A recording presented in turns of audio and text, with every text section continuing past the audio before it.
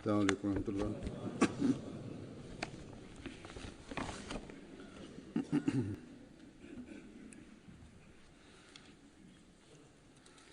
أشهد أن لا إله إلا الله وحده لا شريك له وأشهد أن محمدا عبده ورسوله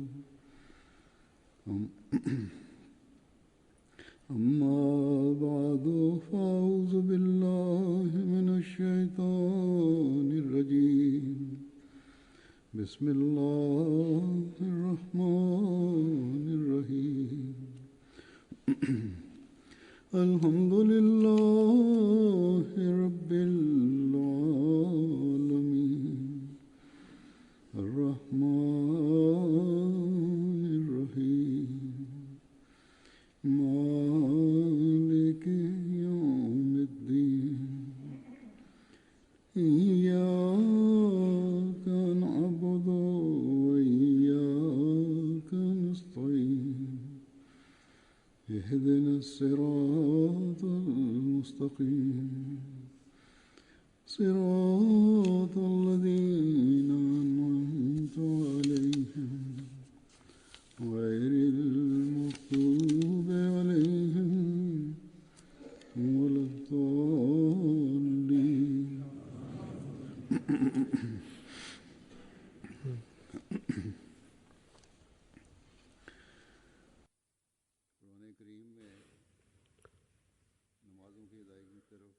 в Коран Карим за спазването на молитвите.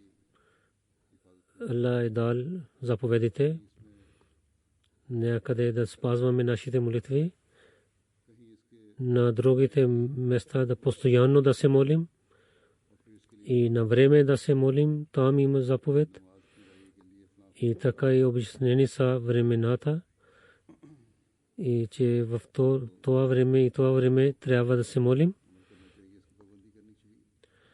Един вярващ трябва да постъпва така и да спазва своите молитви.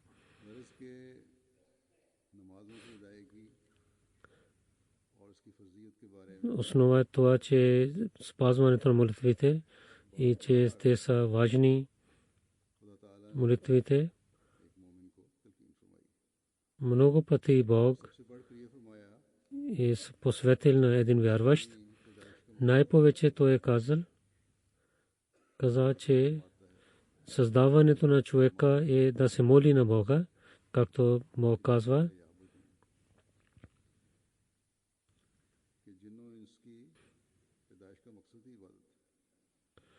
че бесовете и хората са създадени само да се молят. Но човек той не познава този цел и удалечава от това нещо. Обещания Масия алейхиссалату вассалам казва на едно място, че Бог ви е създал за това, че вие да се молите на Бога. Но тези хора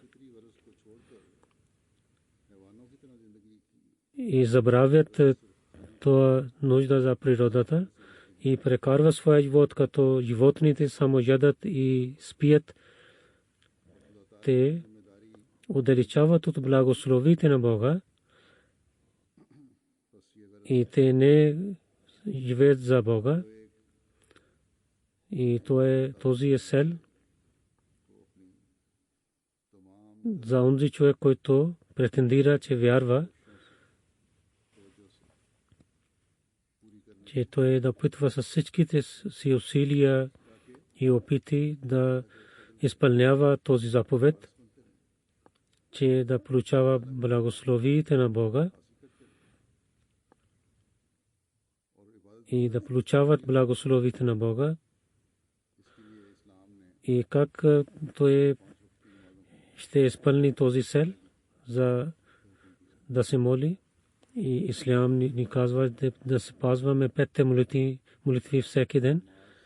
В една традиция пише, че молитвата е целта за служене пред Бога И когато човек получава този цел, тогава той се служи пред Бога. Ние сме късметливи, че ние вярваме в имама, който е дошъл в това време, който на нас е дал как да се ни учил как да се молим и ни учил знанието за молитвата и как да постъпваме.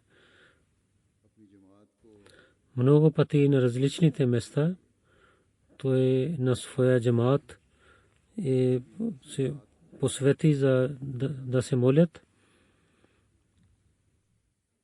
И той показа всичките неща, които са свързани с молитвата и знанието и нуждата за молитвата. Ние казали, че ние да знаем, че колко са важни нашите молитви и така много хубаво да се молим. Сега от обещания Масия алейхиссалату вассалам ще чета няколко думи от неговите книги. Понякога времето е много строго или когато има отпуск, човек не се моли сутринната молитва, фаджр намаз. Хората или заедно се молят зохр и аср или не се спазват своята молитва, защото работят. Дали времето е много лошо или не се спахте през вечерта или много имате работа или хората изоставят своите молитви или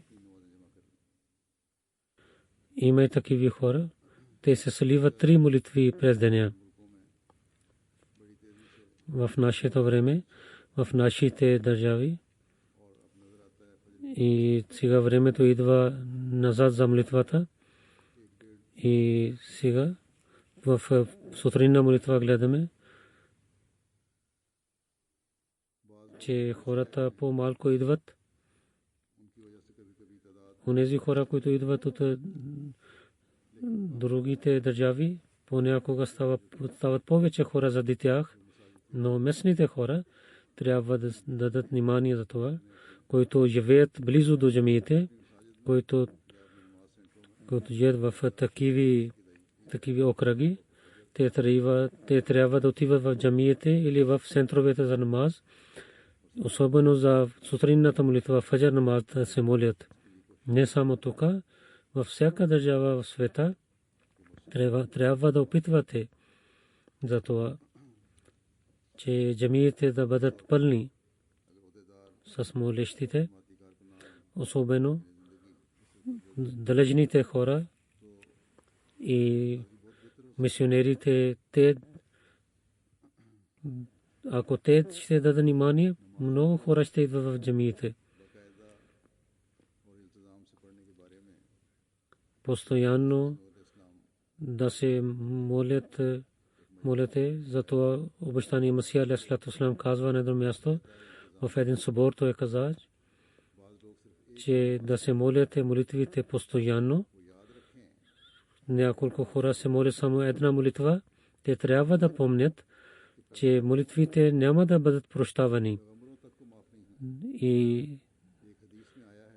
също пророците няма да бъдат, не са прощавани молитвите. В една традиция пише, че първи пророк салалаху алейхи ва саллям дойде една новия джамаат, те казаха да прощавате, да не се молим, защото има много работа, да прощавате на нас молитвите. Той каза, че в религията, ако няма дело молитвата, това не е религия. Затова винаги трябва да помните,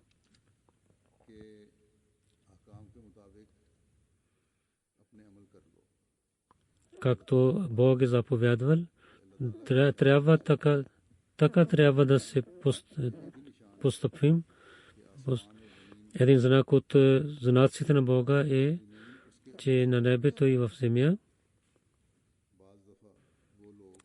те ще стават само с Неговия заповед. Понякога онези хора, те, които знаят за учени, те казват, че религията за природата трябва да подчиняваме. Ако няма да постъпим така, тогава няма да пречистваме себе си. Материалните хора така казват, че много има такива неща. Трябва да постъпим така, както природата ни казва. Например, като за здравето, че така да постъпим. Ако няма да постъпим така, няма да има здраве. И как ще има здравето? И така и за страха на Бога. Обещани Месия каза, че това е знаците на Бога, че много хора изоставят и няма да използват тези неща за здравето. Нито лекарство, нито лекар може да помага. С помощта на благослови всичките неща могат да бъдат поправени. Ако някой казва, че има здраве и така ще правим, ще бъдем винаги здрави. Тези всички неща с заповеда ще бъдат поправени. Ако няма заповеда на Бога, тогава няма да може да ги използваме. И за това, който ни е създал, трябва да пред Него да се свеждаме и да се молим и да имаме връзка с Него. За това молитвите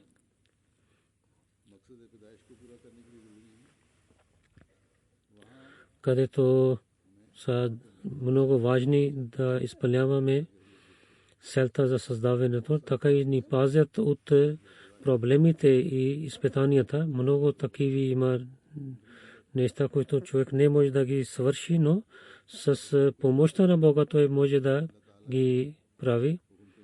И всичко, което става, това става с заповеда на Бога.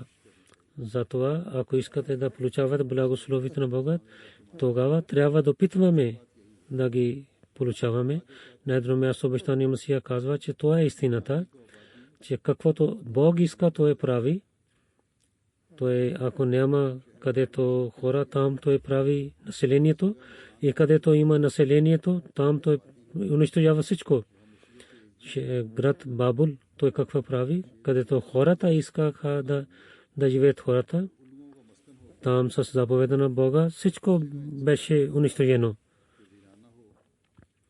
Но където човек искаше да няма хора, но там всичките хора се събират. Че Хана Каба, Мека, трябва да помните, изоставяйки Бога, няма да даде полза молитвата нищо. В своя живот трябва да имаме такава промяна, че да знаем, че имаме нов живот. Да се искаме прошка от Бога, който много работят за материалните неща и нямат време. Те най-повече да имат страх от Бога, които мислят, че заради работите си, че и няма време за молитвата, да се пазват молитвите. Те трябва да имат страх от Бога, които работят. Те нямат време да се спазват своите молитви. Затова Зохр, Аср и така и Магриб, Иша, ако колективно се молят, това е позволено. Той казва, аз знам, че ако ще вземат отпуск от работодателите, те също решават да се молят там на работното място. Ако ще искаме от тях да позволяват, някои позволяват. И имаме заповеди от Бога или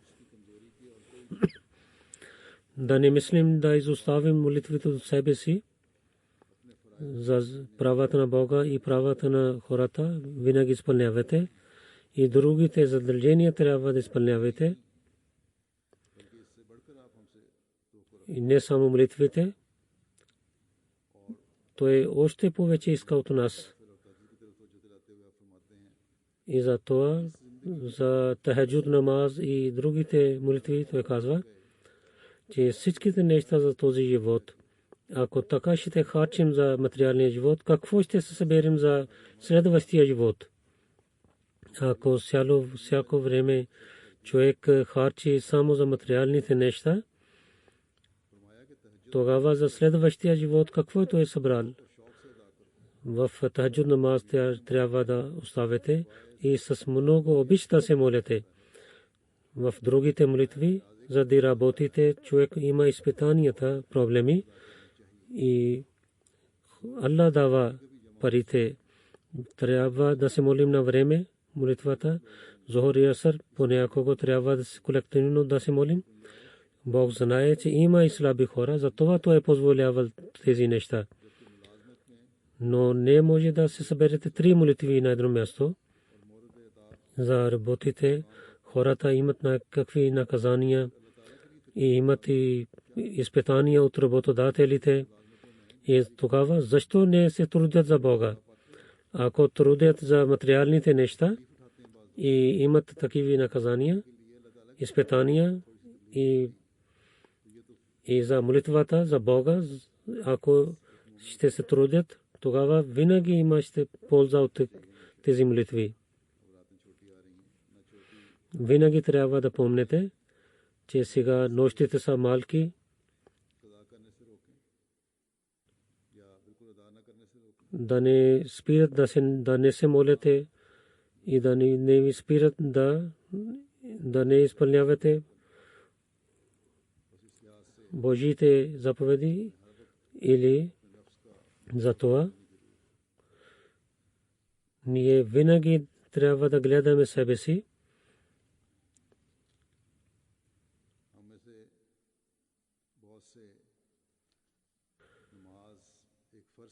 Много от нас има. Те се молят, защото е задължително, но не знаят истината за молитвата. Обяснявайки това, на едно място, обещания Масия алейхиссалату вассалам каза, какво е молитвата? Това е особена молитва. Но хората мислят, че това е данъка, че с насилието изпълняват, но не знаят, че Бог не се нуждае от такива молитви. Той не се нуждае, защото той е велик, че той не се нуждае човек да хвали на него и да се моли на него, но има полза за хората, че чрез тези неща той има близостта на Бога. Но гледайки тези неща, че хората не обичат на религията, една отрова е от традициите, затова хората не обичат на Бога. И в молитвата трябва да имаше такъв вкус, това няма. В света няма нищо, където няма вкус. И там Бог е служил всичките неща вкус. Както един болен човек няма вкус за хубави неща, храна, и той мисли, че това е отрова за него или заради своята болест. Той мисли така и онези хора, които нямат вкус в молитвата, те трябва да гледат дали са болни. Както преди ви казах, в света има всичките неща, където Бог е сложил някакъв вкус. Бог на хората е създал да се молят за това. Защо те нямат такива хора вкус в молитвата? На едно място Бог казва, че за това създадох на хората да се молят.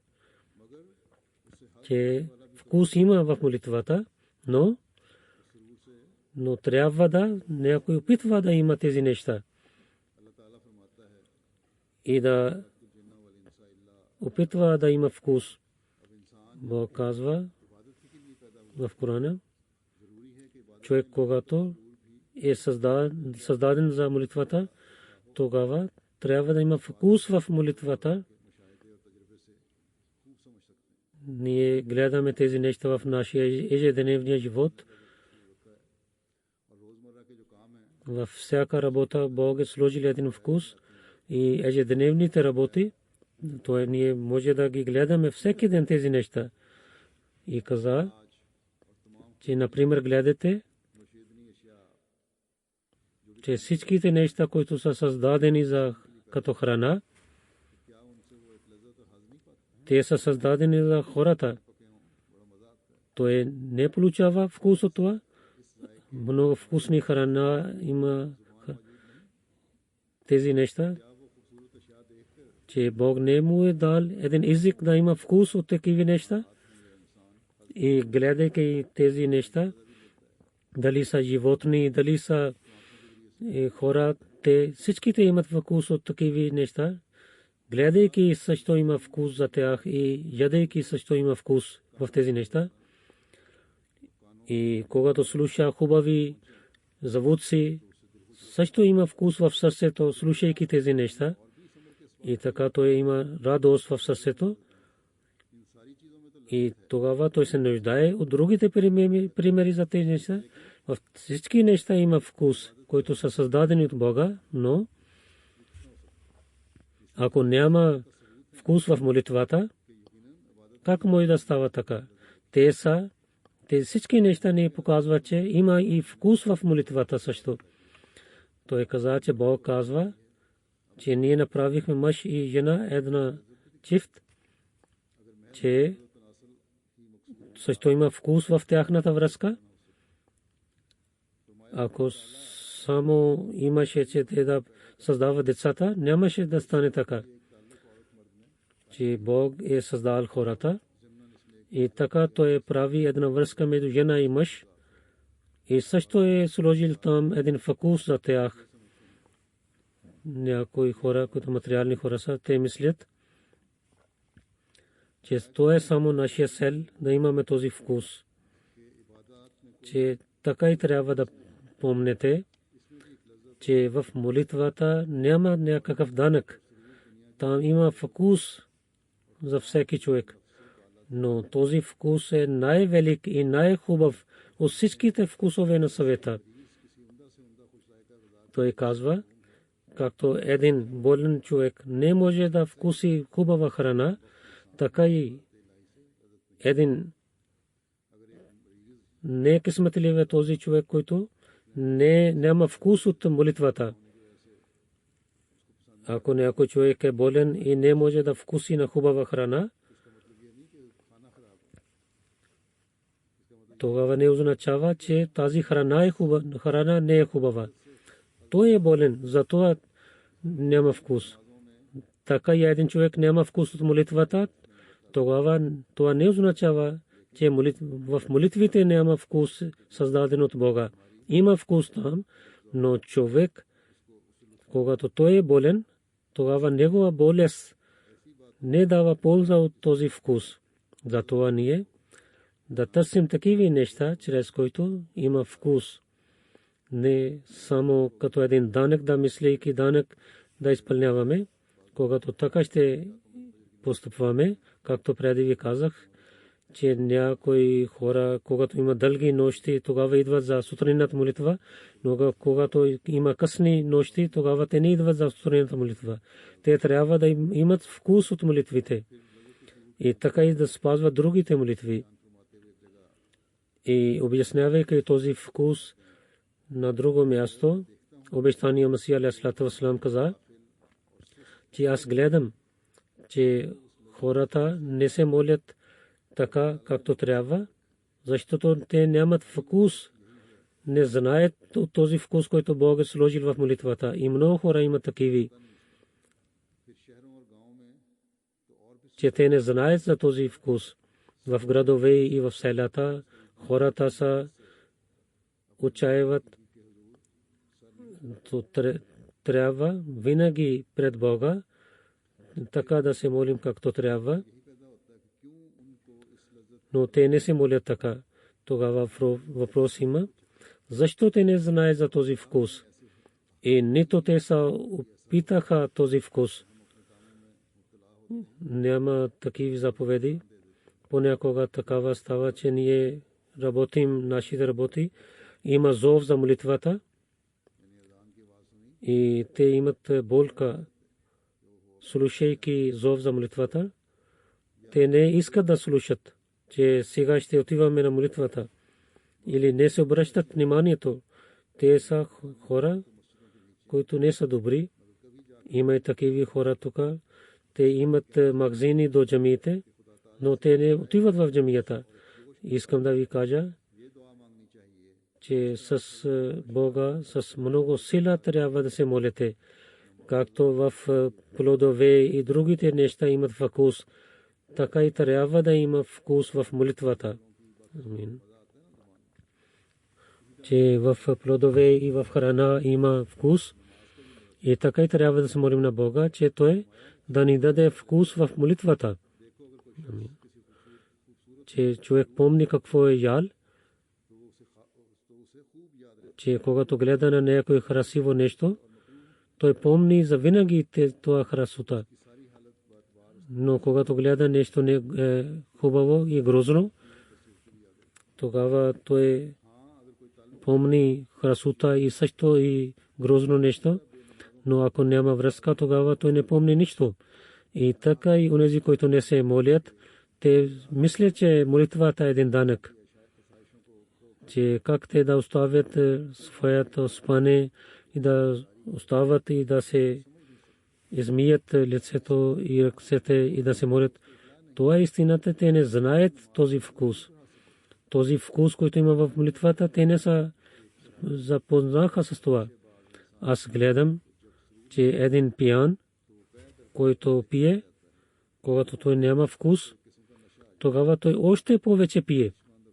Докато той има вкус от пиенето.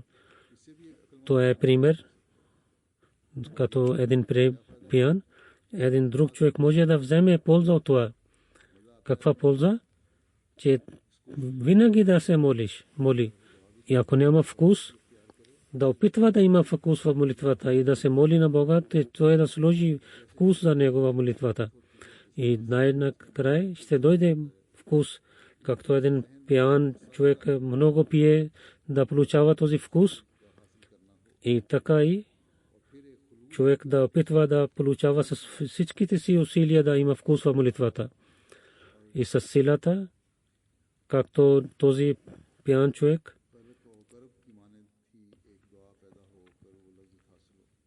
и с много болка и сила той да получава този вкус. Да има болка в своето сърце да получава този вкус за молитвата. Той каза, че аз с истина ви казвам, че наистина ще имат вкус за вас. И да се молите, молитвите, винаги да гледате, че тези неща, които са свързани с молитвата, те също да гледаме. Добрината да бъде винаги пред нас. Че когато има добрини, ще изчезват греховете. Затова хасанат, добрините, сложики в сърцето да се моли. Че тази молитва, която е за добрите хора, така да стане неговата молитва. Както Бог казва в Корана, че когато идват добрините, тогава изчезват греховете. Че така и молитвата пази от греховете. И ние гледаме, че хората, които се молят, но пак вършат грехове. Че те се молят, но пак вършат грехове. Отговор за това има. Те се молят, но не с душата, не с истината. Те не се молят с истината и от душата. Само като един навик се навеждат. Тяхната душа е мъртва. Бог не им е дал името добрина, хасанат, където той че той не казва ас-салат, молитвата, че красотата на молитвата да показва, че молитвата винаги маха от човека неговите грехове.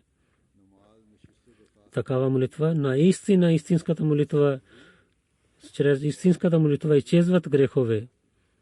Душата на молитвата има винаги вкус в себе си.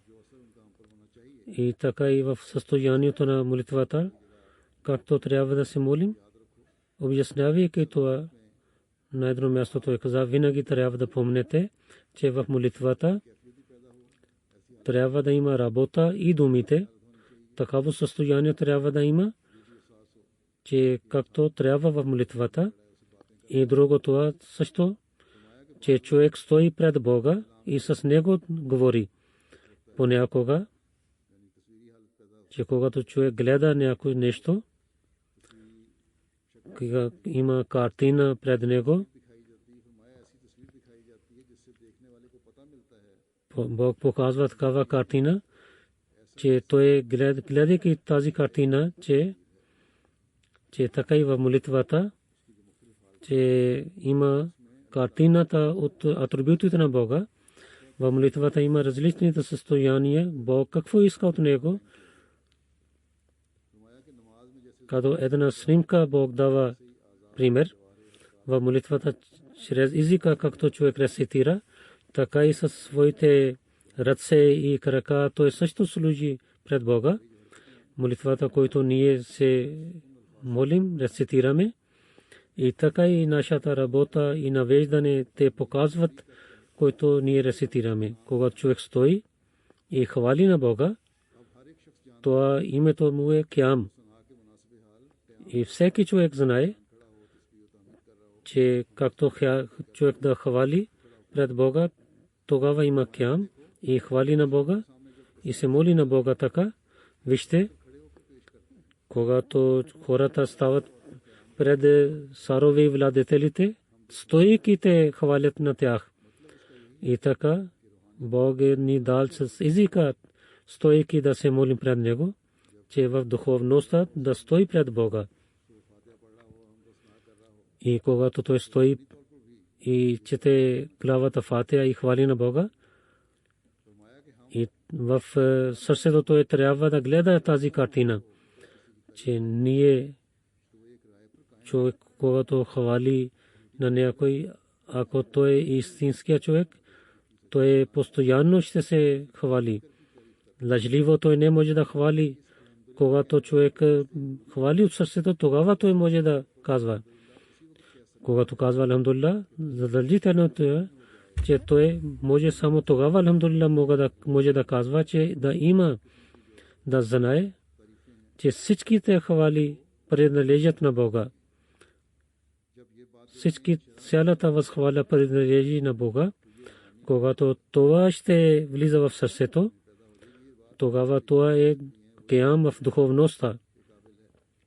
Когато има в сърцето, че всичките цялата възхваля принадлежи на Бога и няма друг Бог, освен Бог, на когото хвалим, тогава той не само стои пред Бога, че това ще бъде неговия в духовно ще става Киям.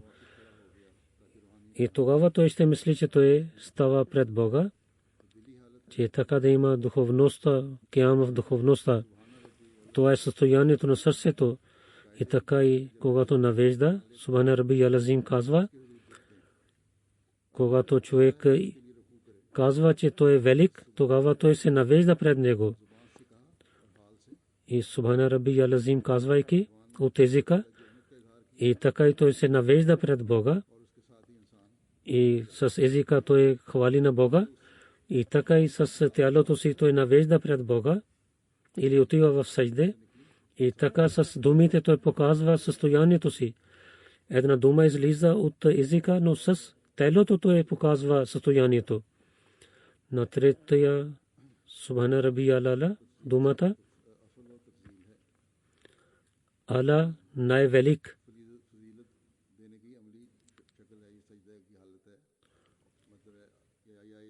Че това, когато отива в сажде и навежда пред Бога на земята, и това е състоянието, че той иска от човека така да той показва пред Бога, че да се навежда и да постави своето чело на земята.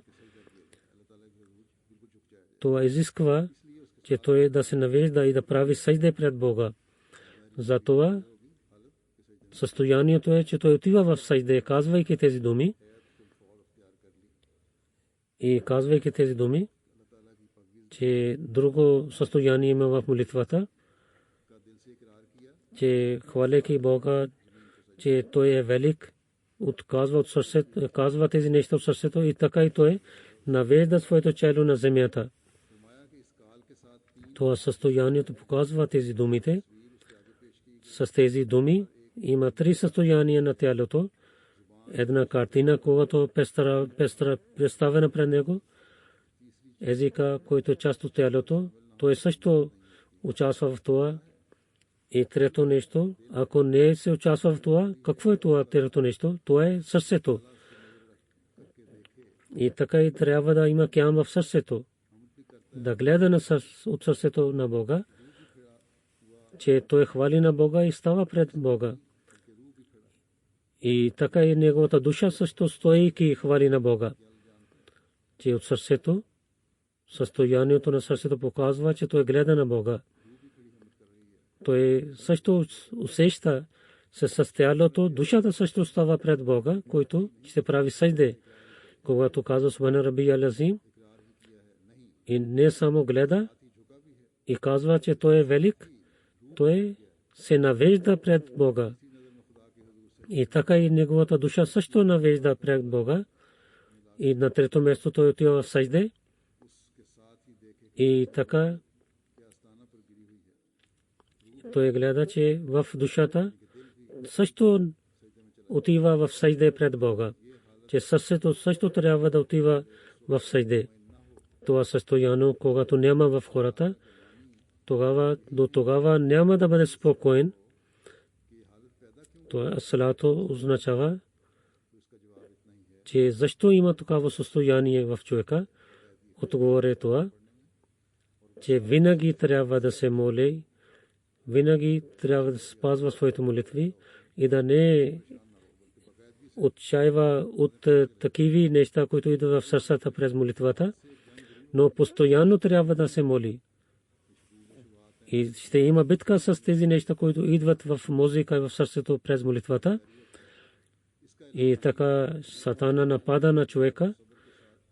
Това е лек за това, че постоянно трябва да се спазва с молитви и винаги да се моли.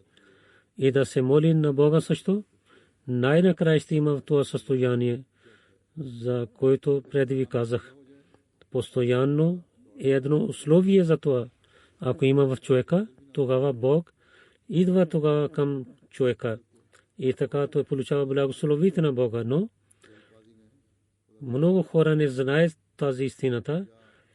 Те бързат и изоставят молитвите. Или не знаят колко важни са тези молитви. И като материалните хора тичат от далеч от молитвите. Обещания Масия алейхиссалату вассалам казва, че трябва да помнете, че молитвата, който истинската молитва, ще дойде при вас чрез молитва пред Бога.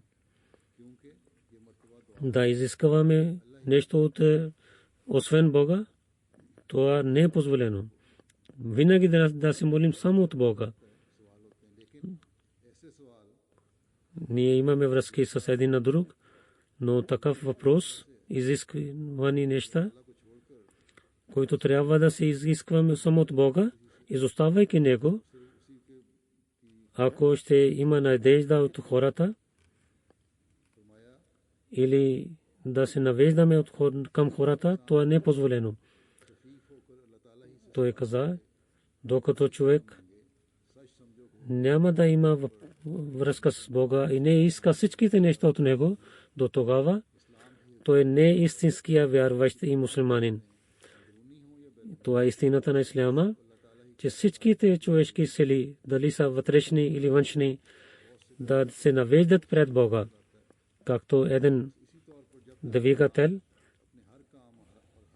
С него има много други неща свързани и така и нашите всичките работи и спокойствие, докато няма да бъдат свързани с този двигател, който е нашия Бог, до тогава няма да има полза. И inni wajah to wajh лази фатара самавати вал аз, казвайки, човек може да казва, както с езика казва, така и той трябва да се обръща към Бога. Тогава той ще стане истинския вярващ. Както казва от устата, така и ще има намерението. И така той ако става, тогава той стане истинския вярващ. Но онзи, който се моли не на Бога и се навежда към хората, изоставяйки Бога, или меши на другите сили с Бога, тогава той е много некъсметлив човек. Защото той само с езика не се навежда на Бога както трябва. И той не само с езика, също и с тялото не се навежда пред Бога. Човек, когато човек има с връзката, изоставяйки на Бога с другите, тогава неговата душа се навежда към Сатана. И тогава неговото сърце става много като камък става. И така, ако човек има връзка с хората, той отива към хората. И тогава от Бога също, че неговото сърце става много твърд. И така и колоните на дървото се наведат на едно място, там те навеждат там. И то е да има страх от Бога в сърцето, че човек да се моли на хората, изоставяйки Бога. И така и трябва да се молим винаги на Бога, че трябва да бъде един навик. И мислейки на Бога, тогава постоянно, когато се моли, тогава ще има вкус в молитвата и ще получава вкус и светлината от Бога. Но трябва да опитва да се моли и да спазва молитвата. И когато има навик и с истината, когато има връзка с Бога, тогава ще получава благословите на Бога. Аз ви казвам отново, че аз нямам такива думи, че да ви показвам колко е голям грях да имаме връзка с хората, изоставяйки Бога. Че Бог винаги има сила, не харесва такива неща. И хората, които се молят такива молитви, Бог не приема такива молитви от тях. Но може човек да помни такива неща. Сега ще ви дам един пример от материалните неща. Както един човек, който е истинския човек, че той да дава на своята жена да има връзка с някакъв чужд мъж. И има и такава състояние, че той понякога той убива на своята жена. И молитвата така да стане, че един вярващ не иска и не харесва, че да има, така и Бог не харесва, че хора да изискват от другите, изоставяйки на него. Че да имате връзка с хората, тогава няма да има връзка с Бога. И когато се молите, това е едно състояние да казвате, че Бог е един. И в сажде, и ако сърцето не се навежда пред Бога, понякога казани, много плачихме и много се молихме, но няма вкус. Давайки отговор на това нещо, обещания Масих алейхи салам каза, че хората мислят, че ако ще плачем пред Бога, няма да има полза. Това не е вярно. Те не знаят атрибутите на Бога. Те не вярват в атрибутите на Бога. Ако щяха да вярват, те нямаха да казват такива думи. Един човек, който има плаче пред Бога и с истинското сърце наведа пред него, винаги получава благословите на Бога. Някой каза на парсийски език,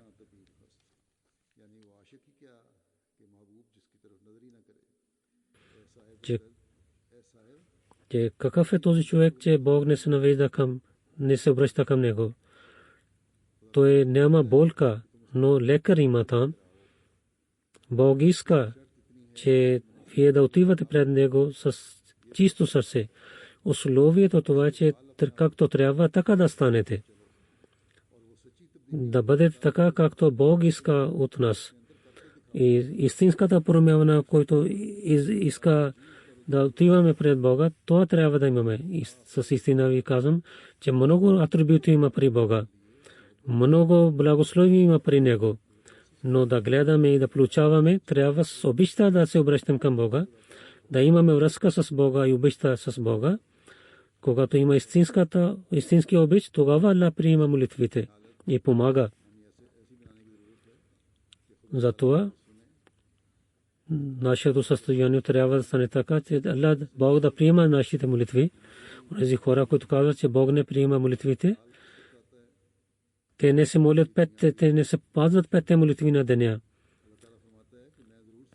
Когато имат проблеми, само тогава се молят. Бог казва, аз наистина ще ви дам, но вървете по моя заповед. Всеки от нас трябва да гледа на себе си, дали той подчинява заповедите на Бога. Ако казва на Бога, тогава първо трябва да даде отговор, че колко са от вас, ако има в Корана 700 заповеди, колко са, които подчиняват тези заповеди. Това е благословите на Бога, че въпреки това нещо, Бог, бъдейки милостив с хората, той прощава на тях и така приема също техните молитви. Има и такива хора, които не се спазват молитвите, но техните молитви са прияти при Бога. Това е благословите на Бога. И понякога човек не се моли, но с другите атрибути той помага на хората. Тогава не може да обвиняваме на Бога. И всеки трябва да опитва да постъпва с заповедите на Бога и да спазва своите молитви и другите задължените неща. Обещания Масия алейхи салату ва салам каза, докато човек с истинския начин не вярва в единството на Бога, до тогава няма да има обич към исляма. За вкусата на молитва няма да получава той вкуса на молитва. Целта е с това, че с истинското желание, условието това, да изостави всичките грехове и всичките лошите желания, гордостта и да няма при него да стане праведен и да стане скромен, тогава няма да стане човека на Бога. За молитвата,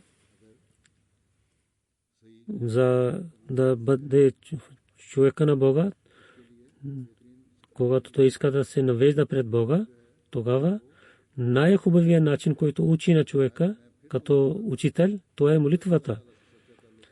Аз отново ви казвам, че ако истинската връзка с Бога и обич искате с Бога, тогава постоянно трябва да се молите и така да се молите, че вашето тяло и вашия език и също вашата душа, всичките неща заедно да станат молитвите. Нека Бог ни даде възможността, че ние да се така спазваме нашите молитви, че нашата душа и нашите желания и да бъдат свързани с молитвите. След молитвата едно невидимо джаназе, госпожа Асгари Бегам Сайба, на 27 март в Америка почина. Инна лиллахи ва инна илайхи раджиун. 90 годишна беше тя. Пред 1943 година тя се омъжи с шейх Рахмат Али Сахиб. Преди една година тя стана Ахмади на поръката на втория халиф Муслим Мауд разияллаху анху. и в целия живот тя беше свързана с халифа и също посветваше на своите деца. От когато започна МТА, тя винаги гледаше МТА. Тя беше мусия, много търпелива, се молеше тахаджуд, сутрина молитва се молеше, спазваше своите молитви, рецитираше Коран Карим постоянно със своя мъж, както той е служил в Крачи като амир, винаги помагаше на своя мъж. Много гостоприемлива беше. Когато Шейх Сахиб беше амир в Крачи, той много беше заед там по това време и така тя много помогна на своя мъж. На третия халиф, на четвъртия халиф тя служи, много харчеше пари по пътя на Бога. През 1950 година, когато нямаше пари в джамата, тогава втория халиф каза на джамата, тогава Шейх Сахиб даде една много голям част от своите пари по пътя на Бога, така и тя също участвала с него. Много скромна беше.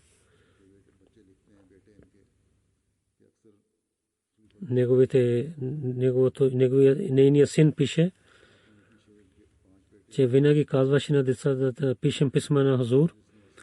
Тя изостави 5 синове и 2 дъщери и 45 внуци изоставила.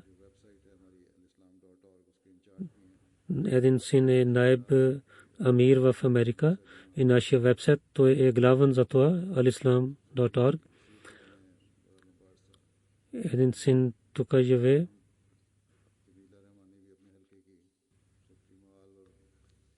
Jamila Rahmani, секретари Мал, тя е дъщеря на нейна дъщеря и така служи. Един син Фаратулlah Шейх Сахиб, наиб амир Файсалабад, град Файсалабад, Пакистан. Нека Аллах да увеличава нейното място в рая. На всичките деца семейство да бъде свързан с халифа.